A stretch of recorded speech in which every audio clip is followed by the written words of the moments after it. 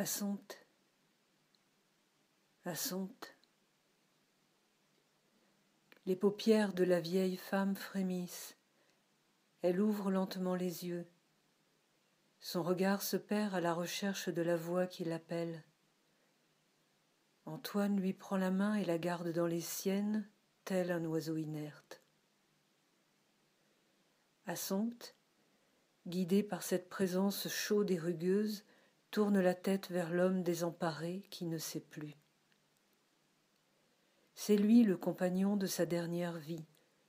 Cet homme fruste et étranger à son passé, maçon et fils de maçon.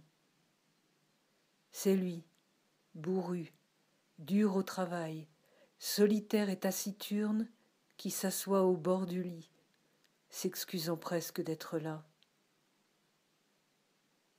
Depuis 3 jours, il erre sans amarre devant son monde qui s'effondre. Assompte ne s'est pas levé depuis jeudi. Le médecin est venu et ne lui a pas laissé d'illusion. Pas plus que les 2 infirmières qui viennent pour les soins 2 fois par jour. Assompte est en phase terminale de cancer. Elle n'a pas voulu se faire hospitaliser ni opérer. À 86 ans, tout cela lui paraît bien inutile. La douleur est aiguë, fulgurante, dévoreuse, et lui arrache parfois un gémissement. Les doses de morphine ont été augmentées. Antoine veille. L'homme du grand air et des chantiers ne sort plus. Il est à l'écoute d'une vie qui s'efface. La respiration ralentit, devient imperceptible et difficile.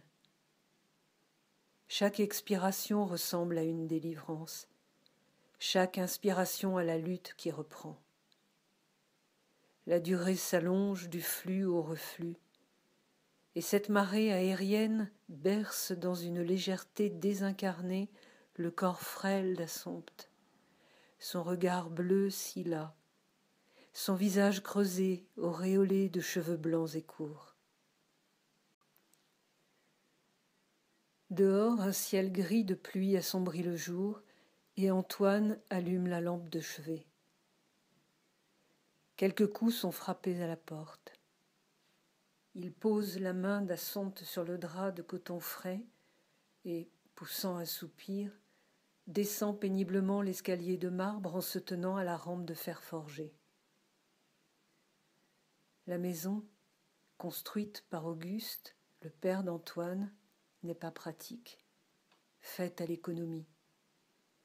Les pièces sont hautes de plafond, et des trous aménagés dans les cloisons laissent monter la chaleur de la cuisinière à bois à l'étage supérieur en hiver. L'escalier aux marches disproportionnées est devenu une torture au fil des ans pour Émilie et Auguste, qui l'ont habité jusqu'à leur mort, puis pour Assompte et Antoine, qui y vivent maintenant. Les volets vert sombre rythment la façade ocre-rose devant laquelle court une vigne bleue noueuse. Aux alentours, quelques vieux arbres s'accrochent aux rochers et délimitent un petit jardin à la terre couleur de cendre.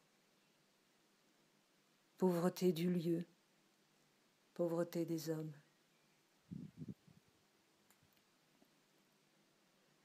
Assompte a cultivé un potager aussi longtemps qu'elle l'a pu. Son carré d'herbes aromatiques faisait sa fierté. Cette année, les menthes s'encanaillent avec la ciboulette, le basilic a fleuri, et le romarin balance nonchalamment son brouillard bleu bourdonnant d'abeilles dans l'estragon échevelé.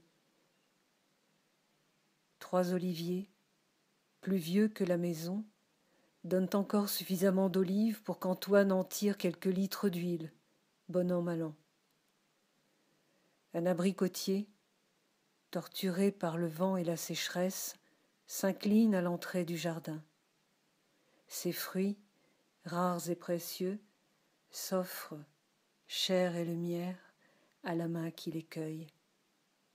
Ronds, veloutés, doré piqué de pourpre. Mais juillet est encore loin. Au beau jour, Assompte s'assoit sous la treille en attendant Antoine à la vesprée et contemple la montagne où, dans le jour finissant, les pins de la crête découpent une dentelle noire juste avant l'apparition des premières étoiles.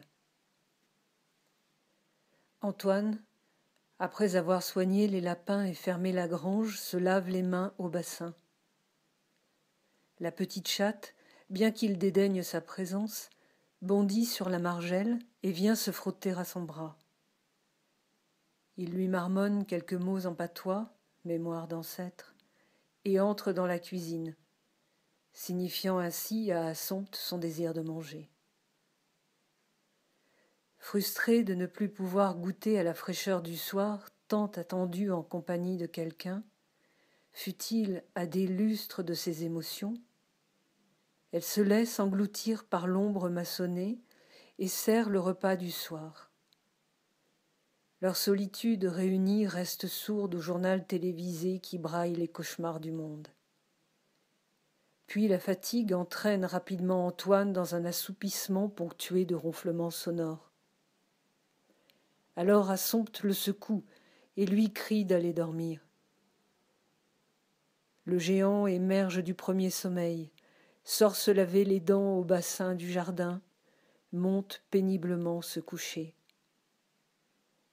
Une dizaine de minutes plus tard, les ronflements reprennent. Il dort.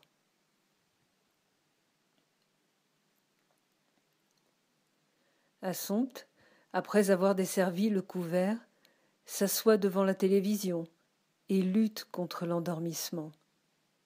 « Il ne faut pas que je m'endorme tout de suite, assure-t-elle, sinon je serai réveillée à 2 heures et je ne me rendormirai plus. Mes médicaments ne me feront plus effet. » Cruauté d'une vie passée à la perdre. Assompte a eu la vie dure. Son divorce l'a délivrée d'un mari alcoolique, mais elle n'a pas retrouvé son Orient, et son fils garde la distance avec cette mère dévorante.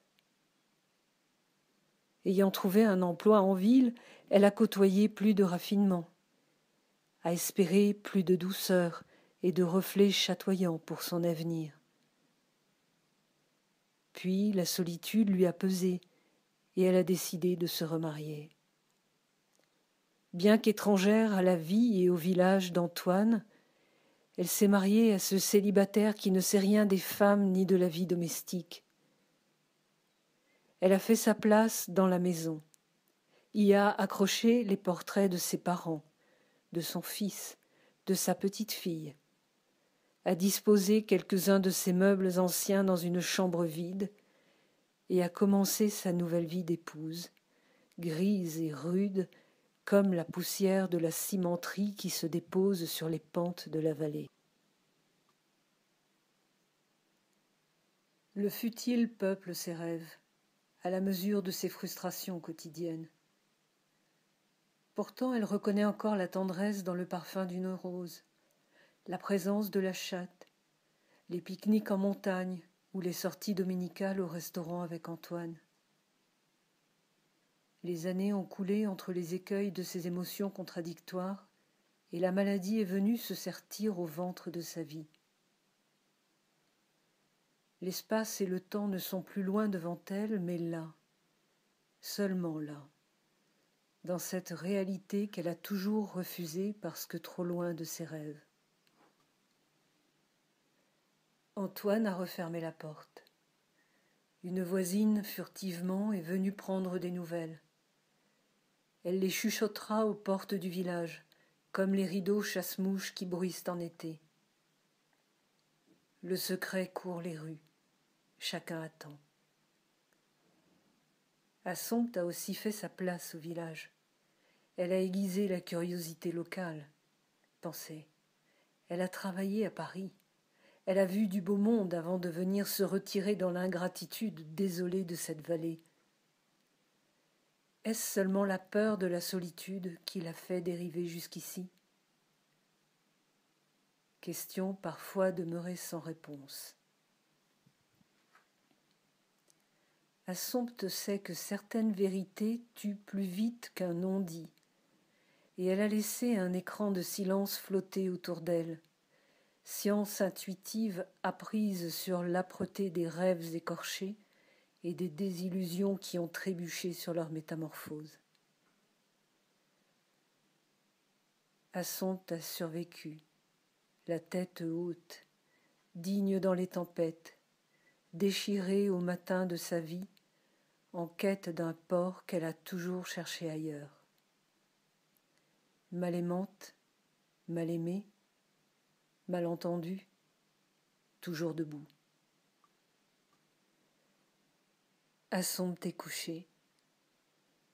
Le seul jour de sa vie où elle est restée couchée, c'était il y a 60 ans et 7 mois, quand Adrien s'est risqué loin de sa chair dans les vagues de la vie.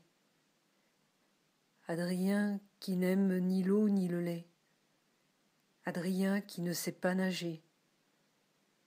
Adrien qui cherche un port d'attache dans les mirages d'un pays de soie et d'encens.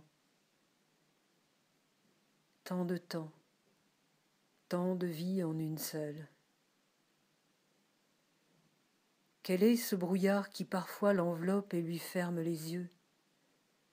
L'espace se dissout, les sons s'éloignent. Pourtant elle sait. Antoine est revenu, il est à côté d'elle. Elle en est sûre. Cette odeur de sable et de ciment mêlés, elle a appris à la connaître. Elle ne se trompe pas. Antoine est là. Il la regarde qui s'en va, loin de sa vie, déjà essoufflée, sans demande et sans regret. Antoine s'approche et avec une délicatesse gauche et tendre redresse l'oreiller. Assompte, dans ses bras, passe sur l'autre rive et s'éloigne, doucement, loin de tous, dans ce matin d'hiver.